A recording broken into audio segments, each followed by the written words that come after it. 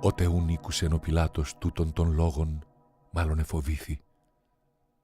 Και εισήλθεν εις το πρετόριον πάλιν, και λέγει το Ιησού, «Πόθεν είσαι, ο δε Ιησούς, απόκριση νου κι έδωκεν αυτό». Λέγει ούν αυτό ο Πιλάτος, «Εμεί ου λαλείς, ουκ είδας ότι εξουσίαν έχω σταυρώσεσαι και εξουσίαν έχω απολύσεσαι?» Απεκρίθη Ιησούς, «Ουκ είχες εξουσίαν ουδεμίαν κατ' εμού, ημίν σοι δεδομένον άνωθεν, δια τούτο παραδιδούς με σοι μείζωνα αμαρτίαν έχει».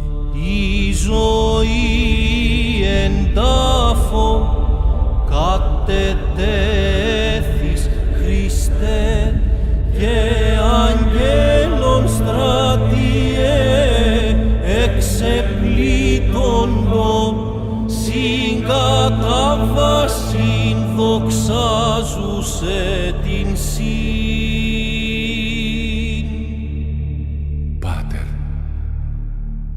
η βούλη παρενεγγύν τούτο το ποτήριον απ' εμού, πλην μη το θέλημά μου, αλλά το σόν γινέστο.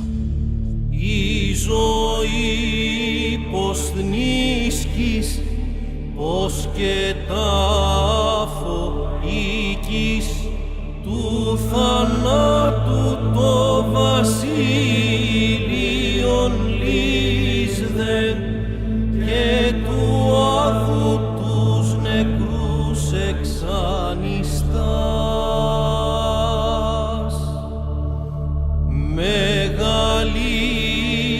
Μεγαλύνομεν σε Ιησού βασιλεύ και τιμώμεν την ταφήν και τα πάθη σου, διόν έσωσας ημάς εκ της φθοράς.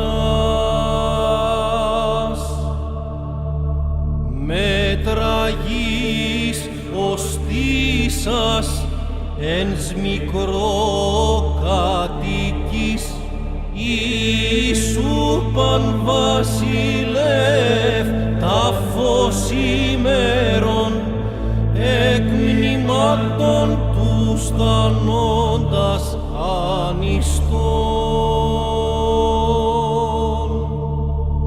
Ο δεσπότης πάντων καθοράται νεκρός και μνήματι κενό κατατίθεται, ο κενός σας τα μνημεία